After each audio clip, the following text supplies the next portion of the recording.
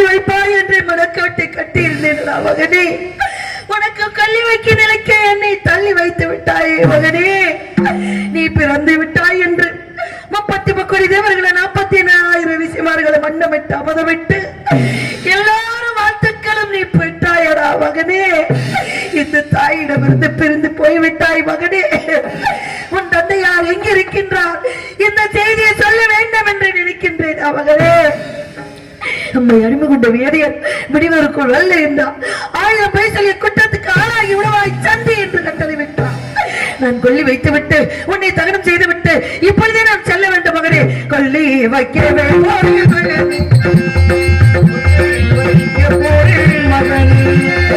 கொல்லி வைக்கவே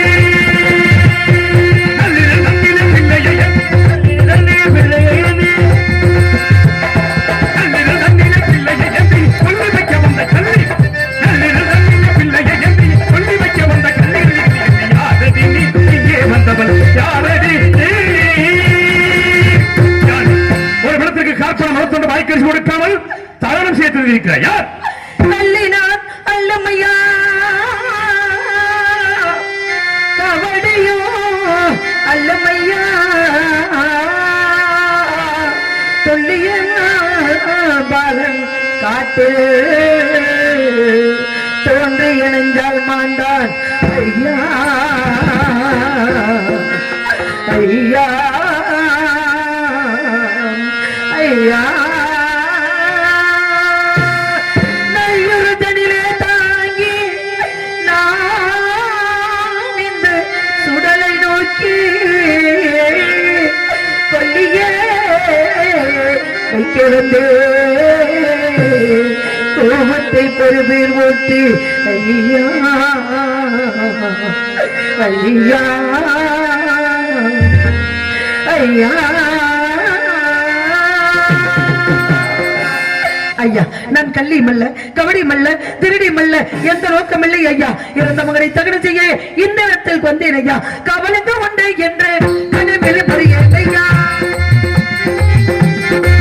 கவலைந்து உண்டு என்று கனவில் புரியேன் ஐயா. பாவினை என்ன செய்ய, பாவினான் என்ன செய்வேன், பாவினான் என்ன செய்யப்படுவேன். கவலைந்து உண்டு என்று கனவில் புரியேன் ஐயா. கள்ளி இல்லை, கபடி இல்லை.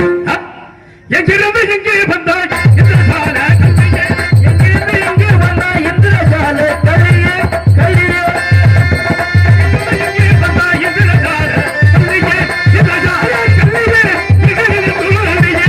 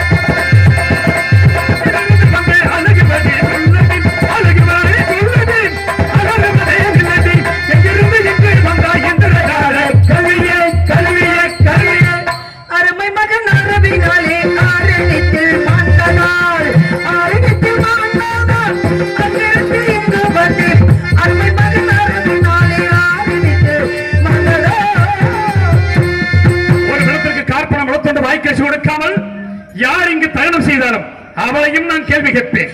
யாரடி உன்னோர் பேர் சொல்லடி, யாரடி உன்னோர் பேர் சொல்லடி,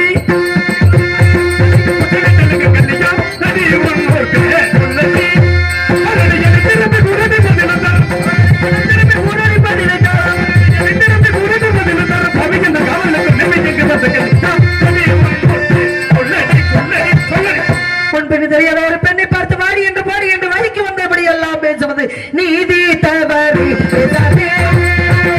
ஐயா நீதி தவறு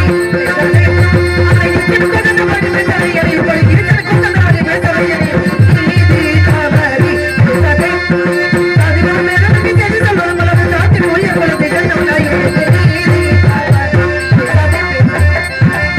யாரை பார்த்து நீதி பேசுகிறாயா? நிறைய கருவில் ஒரு வந்த கட்ட தாயை உந்த கையில் இந்த செய்ய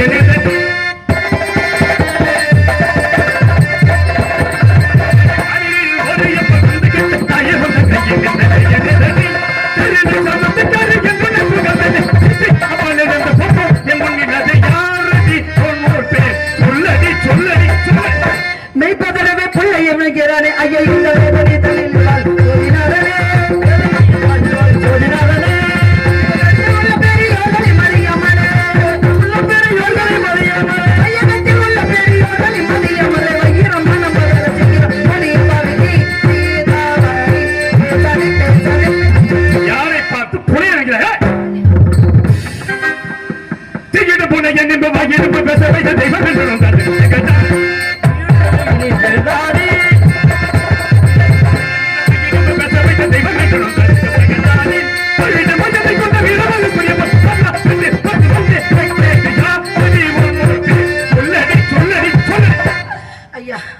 எந்த பொருளும் இல்லாதவள் ஐயா, நாங்களும் ஒருவருக்கு அடிமை ஐயா, எந்த பொருளும் இல்லாத பாவி ஐயா, இரக்கம் காட்டுங்கள் ஐயா, இறந்த மகனை தகன செய்ய அனுமதி தாருங்கள் ஐயா, விடுவதற்குள் செல்லவென்று 100 வயசுல குற்றத்துக்கு ஆளாகி விடுவே, கருணை காட்டுங்கள் ஐயா. என்ன ஒரு சாமர்த்தியம்! காவல் தன்னை நாடி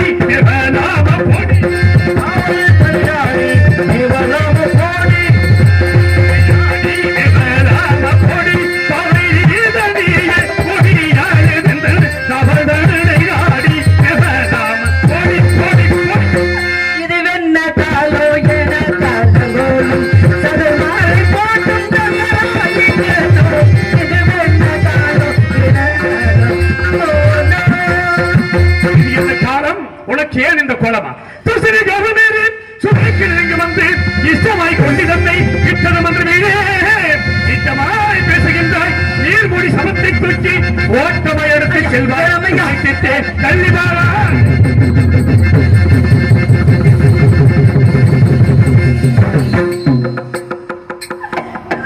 செல்வமே, உன் அருமை பெருமை தெரியாமல் கேவலம் சுடலைக்காரன் காப்படு முழுத்துண்டு வைக்க புசிக்கக்கூடியவன் ஒரு அடிமை.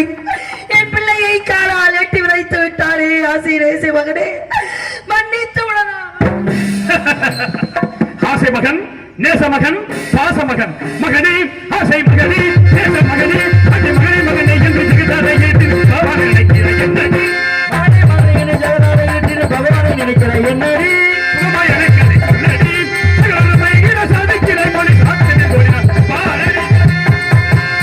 இறைவா, பட்ட காலிலே பட கட்ட குடியை கெடும் என்று ஒரு கூச்ச நச்சம் இல்லாமல் போடி வாடி என்று என்னடி என தொடி தின்னமல் பேசுகிறேன்.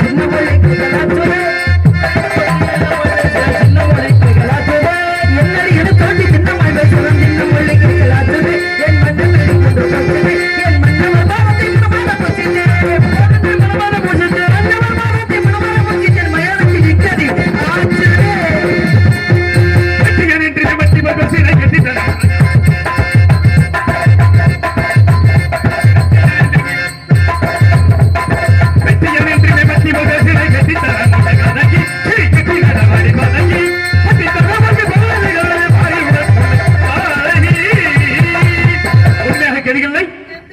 சுற்றமில்லை.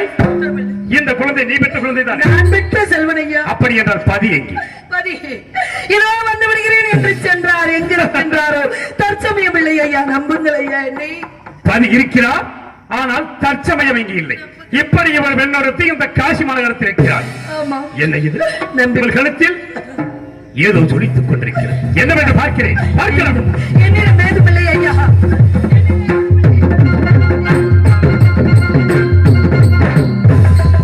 அடி பாவி சாந்தாரி, இந்த உலகத்தில் எந்த இடத்திற்கு போனாலும் இந்த பொருளை வைத்து எந்த பொருள் எந்த பொருள் தெரியவில்லை. எந்த பொருள்? எந்த பொருள் தெரியவில்லை. எந்த பொருள் உன் கழுத்தில் இருக்கும் தாலியை விட்டு தாலி விட்டா. தாயே பராசக்தி. இது என்னமா சோதனை? தேவர் மூவர் யாவருக்கும் தெரியாத வாங்கல்யம், நான் பெற்ற பிள்ளைக்கு தெரியாத வாங்கல்யம், என் கட்டிய கணவர் இன்று பிறர் கண்களுக்கு தெரியாத மாங்கல்யம் கேவலம் சுளைக்காரை கட்டுவிட்டார் என்றால் நீதி தவறி விட்டேனா? நெறி தவறி விட்டேனா? குற்றம் செய்து விட்டேனா? ஆண்டவா, என்ன சோதனை? தேவர் மூவர் யாவர்களுக்கும் தெரியாத தாலியை கேவலம் இந்த மயானத்திலே காற்படம் மனத்துண்டு வாய்க்கரிசி வாங்கி பிழைக்கும் நீச்சல் கண்டான் என்று நெருப்பில் விழுந்த புலமாக துடிக்கின்றாரே. அப்படி என்றால் இவர்கள் மனைவி தாராவதி இறந்து கிடக்கின்ற இந்த குழந்தை என் மகன் லோகிதாசரா? லோகிதாசரா? இருக்காது. இதுவும் அந்த விஸ்வாமித்திரன் சூழ்ச்சியாக இருந்தாலும் இருக்கலாம். இதை விசாரிக்க வேண்டும். மா பெண்ணே, மங்கையே, உனி மணந்த கணவனல்லாதே மற்றொரு மகனுக்கு தோன்றாத மாங்கல்யத்தை பங்கமுற்ற முனையன் கண்ணில் காணவோ வைத்தான் என்றே அங்கம் வந்து வாடுகின்ற பெண்ணே, பெண்ணே, பெண்ணே, உன் கணவனது பெயர்தான் என்ன? என்ன காஷ்டமதில் இருக்கும் குழந்தையின் பெயர்தான் என்ன? என்ன அம்மா, அம்மா, உன் மனதினில் உள்ள மனக்குறையாவையும் மறைக்காமல் எடுத்துரைத்தார் மனக்குறை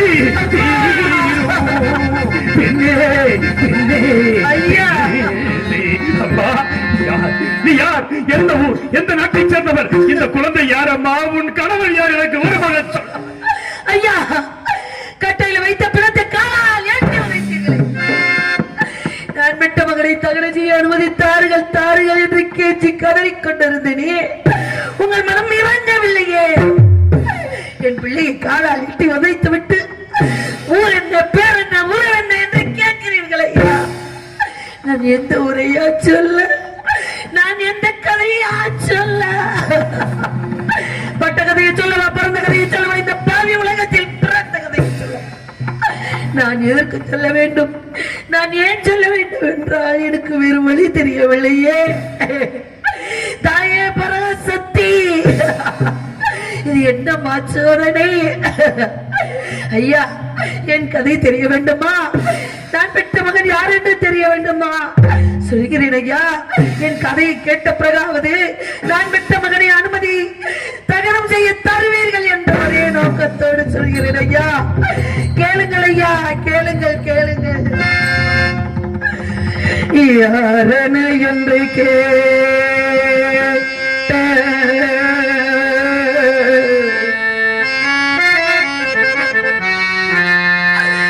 யாரனே என்று கேட்ட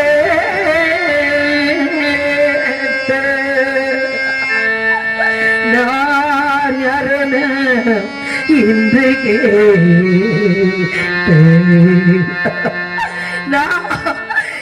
நான் யாரன என்று கேட்ட அன்புள்ள காவல்கார ஐயா, நான் யாரன என்று கேட்ட அன்புள்ள காவல்கார ஐயா, ஐயா, நான் யார் என்று தெரிய மாட்டோமா? சொல்கிறேன் ஐயா, இந்த பெண்மகள் இந்த உலகத்தில் வாழ பிறந்தவள் ஐயா, வாழ பிறந்தவள். நான் பெற்றவர்கள் இந்த உலகத்தையே ஆள பிறந்தவள் ஐயா. என் தந்தையோ கண்ணமாபுரியின் அரசன், இவன் தந்தையோ அயோத்திக்கு அரசன் ஐயா, அயோத்திக்கு அரசன் ஐயா.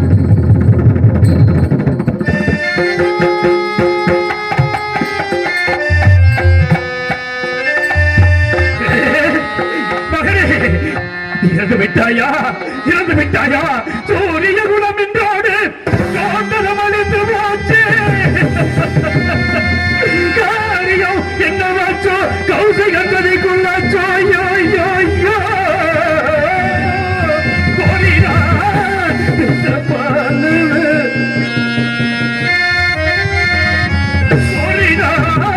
பெற்ற பாலு ஐயா, அவன் என் பிள்ளை. ஆண்டிடாமல் காரில் காற்று பாம்பு அடித்துமே இறக்கலாம் மகனே மகனே மகனே அவன் என் பிள்ளை கொடுத்து விடுங்கள் ஐயா. கோசல நாட்டின் குலவிளக்கு அயோத்தி மாநகரத்தில் இளம் தென்றலை உலகத்தில் உதித்த ரத்தினமை செல்வத்தில் பிறந்து சீரழிந்து கிடக்கும் செல்வ சீமாவை இறந்து விட்டாயா நீ இறந்து விட்டாயா நீ இறந்து விட்டாயா நீ இறந்து எனக்கு எல்லும் தந்தையும் இறைப்பாய் என்று எண்ணிக்கொண்டிருந்தேனே நீ இறந்து விட்டாய் உனக்கு நான் வெள்ளிக்காசு கூட வழி இல்லாமல் தவித்துக் கொண்டிருக்கிறேன் ஏ இறைவா எதற்காக இந்த தண்டனை ஏன் இந்த தண்டனை நான் பெற்ற மகனை எடுத்து வைத்துக் கொண்டு மகனே மகனே என்று அழலாம். இப்படி செய்யலாமா? நான் பெற்ற மகனை எடுத்து வைத்து தொட்டு தூக்கலாமா? யாரை அடிங்க என் பிள்ளை எடுத்து வைத்தால காரணம் என்னையா? இந்த குரலை நான் எங்கோ கேட்டது போல் தோன்றுகிறது. இந்த இருட்டு சாம வேலையில எனக்கு மகம் தெரியவில்லை ஐயா. யார் என்று சொல்லிவிடுங்கள் ஐயா. என் இதயமே வெடித்து விடுவோம். நான் யார் நான் யாரா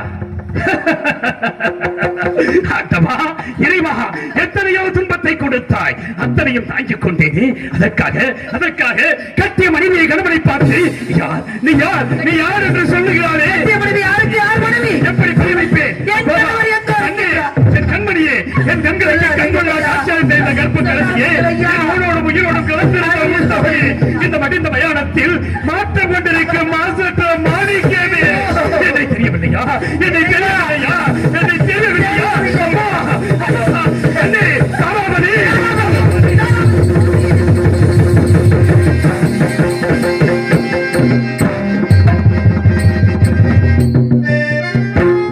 தாராமணி இந்த நிலைமையிலே உன்னை பார்க்க வேண்டும் என்று இறைவன் என் தலையில் எழுதி வைக்கிறான் பார்த்தாயா இது என்ன கோலம் சாமி? வேதியருக்கு அடிமைப்படுத்தி வைத்து விட்டு இதோ வந்து விடுகிறேன் தாராவது என்று காவி உடையோடு சென்று நீங்கள் நான் தான் பாபு மகனை கிடைத்து விட்டது என்று மயானத்துக்கு கருப்பு உடை அணிந்து வந்திருக்கின்றேன். நீங்கள் காவி உடையோடு சென்றீர்களே கருப்பு உடையாக வந்திருக்கீங்களே என்ற காரணம் சொல்லுங்கள் சுவாமி. தாராபதி அந்த விஸ்வாமித்திர முனிவருக்கு பொன்பொருள் தர வேண்டியதற்காக உன்னையும் மகனையும் பெற்றேன் அல்லவா? நம்மோடு நட்சத்திரர்கள் வந்தாரே 16,000 பொன் தரகு சம்பளத்திற்காக என்னை நான் விலை கூறி விட்டு இந்த மயானத்தில் வந்த பிள்ளைகளை கொண்டிருக்கிறேன் கண்ணே கொண்டிருத்துக் கொண்டிருக்கிறேன் அம்மா. தேசத்தை ஆண்டு சக்கரவர்த்தி மயானத்தை காப்பதா இது என்ன நீதி தாயர்மம் ஐயா? தாராபதி சுவாமி இந்த இடத்தில் மனைவி கணவன் என்ற பந்தபாசத்துக்கு இடமில்லை. ஏனென்றால் நான் ஒருவருக்கு அடிமை. நமது மகனாக இருந்தாலும் இந்நாட்டின் மன்னனின் மகனாக இருந்தாலும் கார்ப்பணம் வளர்த்துண்டு வாய்க்கரிசி கொடுக்க வேண்டும். ஆனால் வாய்க்கரிசி எனக்குரியது, அதை நீ கொடுக்க வேண்டாம். எஜமானுக்குரிய கார்ப்பணம் வளர்த்துண்டை கொடுத்தாக வேண்டும் அல்லவா? உன்னை அறிவு வந்த வேலிடம் சென்று கார்ப்பணம் வளர்த்துண்டை மட்டும் வாங்கி வந்தபடி சென்று. சுவாமி ஒரு பிடி சாதம் கொடுக்க மறுத்தவர்கள் காப்பணம் முழுத்துண்டு கொடுப்பார்களா? கேளுங்கள் சாமி, நான் சென்றாலும் என்னை விட மாட்டார்கள், காப்பணம் முழுத்துண்டு கொடுக்க மாட்டார்கள். வேற யோசனை சொல்லுங்கள் சுவாமி. தங்களை கரம் பிடித்த நாள் முதலா நான் எதையுமே பெற்றதில்லை. கேட்டு எல்லாமே நீங்களே செய்திருக்கிறீர்கள். இப்பொழுது ஒன்று மட்டும் நான் கேட்கின்றேன். ஊருக்கு தெரியாமல், பேருக்கும் தெரியாமல், யாருக்கும் தெரியாமல் காப்பணம் முழுத்துண்டு வாங்காமல் நம் மகனை தகனம் செய்ய என்ன வார்த்தை கூறுகிறாய்? எந்த சத்தியத்தை காப்பதற்கு அந்த மயானக்கரை வந்தோமோ நம்ம உயிர் மூச்சு உள்ளவரை நிலைத்திருக்க வேண்டும். நான் ஒன்று சொல்லுகிறேன், கலங்காமல் கேள். காசி மாநகரத்தை வீதிக்கு செல். 56 தேசத்தையும் ஆள பிறந்தவன் இறந்து விட்டான். அவனுக்கு கொள்ளிக்காசு போடுவதற்கு வக்கில்லை வழிகளை என்று சொல்லி உனியர் கரங்களையும் ஏந்தி பிச்சையாவது எடுத்துக்கொண்டு ஐயா அது ஒன்றுதான் வாழ்வில் மிச்சம் இருந்தது, அதையும் செய்து விடுகிறேன். அதுவரை நம் மகனை பத்திரமாக பார்த்துக் கொள்ளுங்கள் சுவாமி. ஐயா அம்மா, நான் பெற்ற மகன் பிறந்து விட்டான் என்று அள்ளி அள்ளி கொடுத்து சிவந்த கைகளால் கொள்ளி காசு வாங்க பிச்சை எடுத்து வருகிறேன். அம்மா உதவி செய்யுங்கள் ஐயா. தாய் தந்த பிச்சையிலே பிறந்தேன் அம்மா என்று நீங்கள் தந்த பிச்சையிலே வளர்ந்தேன் அம்மா. தாய் தந்த பிச்சையிலே பிறந்தேன் அம்மா என்று நீ தந்த பிச்சையிலே வளர்ந்தேன் அம்மா.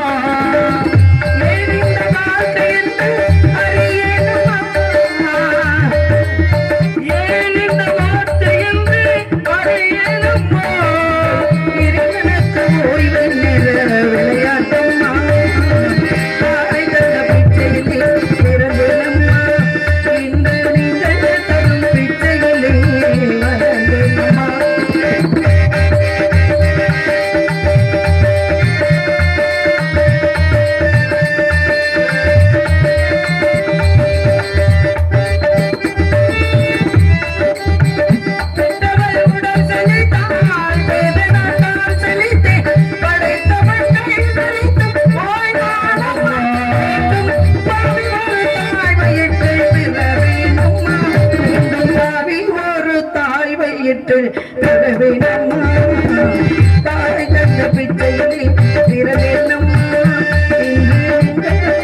பிச்சையிலே வளர்ந்தேன் அம்மா.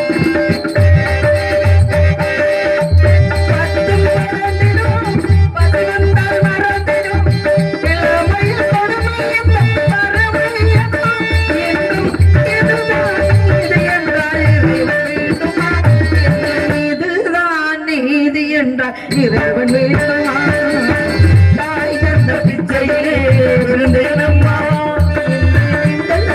பிச்சையிலே வளர்ந்தேன் அம்மா.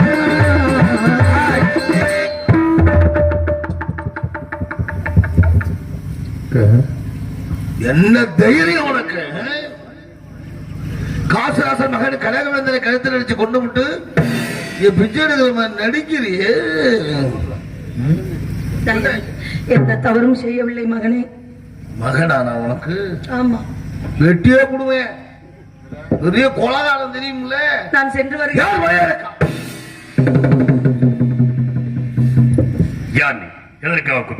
காசுராச மகன் கனகவேந்தனை கழுத்தில் அடிச்சு கொண்டதாக இந்த பெண் மீது குற்றச்சாட்டு. அதற்கு இந்த தாயை வெட்ட வேண்டும். அதற்காக வெட்டணும். நீ சொன்னால் வெட்டப்படியா? என் எஜமான் கட்டளையிட வேண்டும். ஓ, எஜமான்ட்ட வேலை பார்க்கற என்ன தெரியல. யார் நீ? எஜமான் பின்னாடியே இருப்பேன். வீரன் பார்க்கலையா? வீரன் கொடுமாலை பாருங்க, குடிக்கோளை. அவருடைய கையெழுத்து கையொப்பம். பொழுது விடுவதற்குள் கொலை செய்த குற்றத்திற்காக வெட்ட வேண்டும். இப்படிக்கு ஒரு எஜமான வீரவாக்கு பச்சிலம் குழந்தையை கொல்லுவதற்கு அப்பேற்பட்ட கொடிய நெஞ்சு படைத்தவர் யார்? பிச்சை எடுத்து சென்று ஒரு குழந்தை இறந்து கிடந்தது. அக்குழந்தை யார் பெற்ற பிள்ளையோ என்று எடுத்து அழுது புலம்பிக் கொண்டிருந்தேன். அந்த குழந்தையை நான் கொன்றேன், குற்றவாளி என்று கொண்டு வந்து நிறுத்தி விட்டார்கள். நான் குற்றவாளியா கொலைகாரியா? தாராபதி, நீ தவறு செய்ய என்றாக தெரியுமா?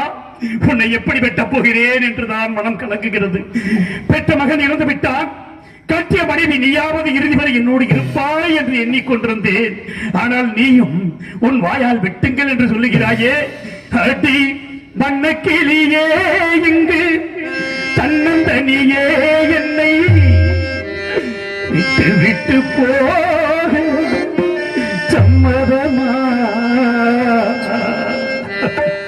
அடி வண்ணக்கிளியே, இங்கு தன்னந்தனியே என்னை விட்டு விட்டு போக சம்மதமா? விட்டு விட்டு போக சம்மதமா?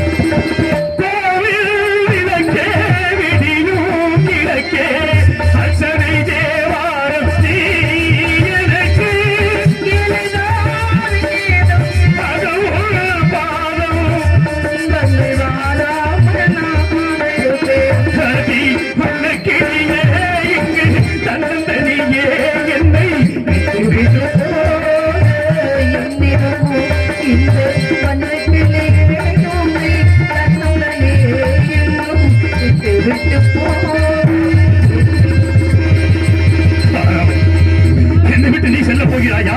உன்னை பிரிந்து நான் எப்படி வாழப் போகிறேன்? என்னை வெட்டி சத்தியத்தை நிறைவேற்றுங்கள் சுவாமி. விக்ரமா, இந்த செய்தி சத்தியம் சத்தியம் என்று இந்த இடத்தில் வந்து நின்று கொண்டிருக்கிறேன். வெட்டுகிறேன் வெட்டுகிறேன் வெட்டுகிறேன். மகள் துணிந்து வெட்ட செய்வது வாயுத்தம். பதகத்தை பகவா காத்திருந்தேன். பதகத்தை பகவா காத்திருந்தேன்.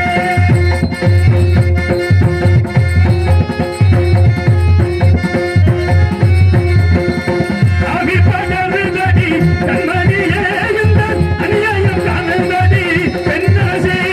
பதவிக்கு தாவின வெங்குடன் வந்த தேவியை வெட்டுகிறேன். தேவியின் நேர்மையில் நெஞ்ச சுமந்த பாசத்தை வெட்டுகிறேன்.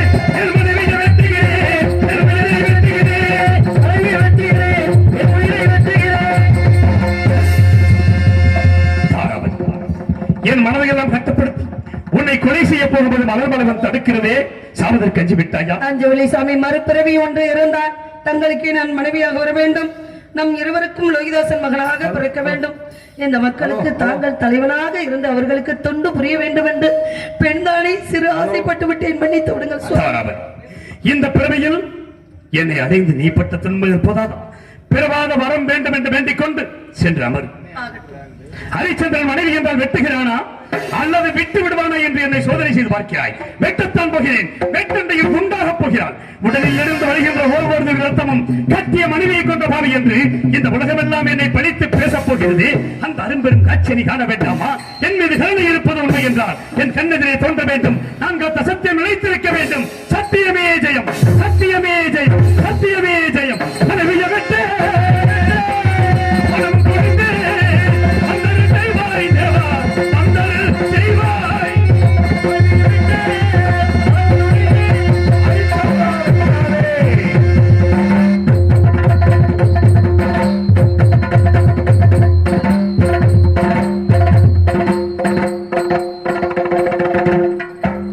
ஹரிச்சந்திரா, நான் தான் ஈஸ்வரன்.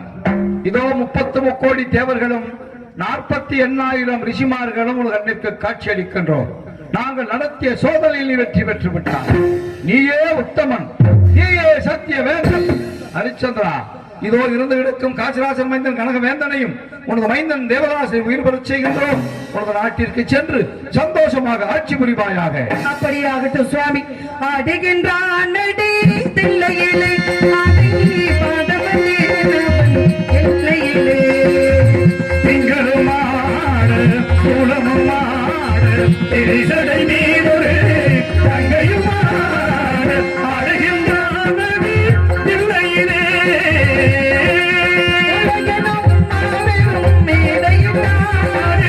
உயிர்களை அசைந்திடும் மரம் செடி கொடிகளிலே, அசைந்திடும் மரம் செடி கொடிகளிலே அம்பலத்தரசனும் ஆடுகின்றான். அம்பலத்தரசன் ஆடுகின்றான். ஏனோ ஆசை கொண்டான். அவன் பிறம்படி தன்மையே தாங்கிக் கொண்டான். தன்னை படைத்தவன் மண் சுமந்தான். மண்ணை படைத்தவன் மனு சுமந்தான். மதுரையில் ஆடிய, ஆட்டமன்றோ, மதுரையில் ஆடிய ஆட்டமன்றோ.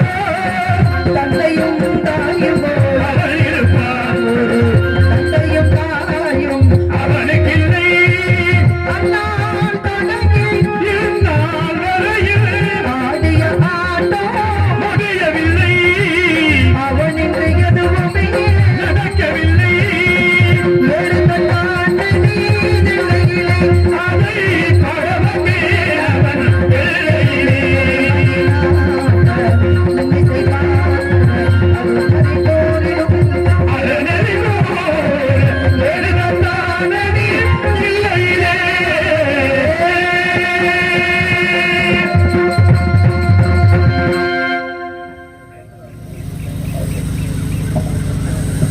இங்கு அர்ச்சனராக நடித்துக் கொண்டிருக்கும் அருமை சகோதரர் சமயக்கருப்பு அவர்களுக்கு நமது வெங்கடேசையர் பட்டாபிஷேகம் சுட்டப்படுகிறார்கள்.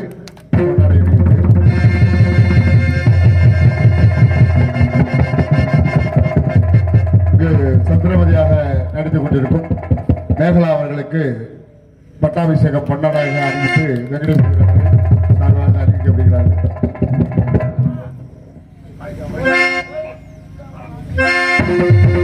ராணி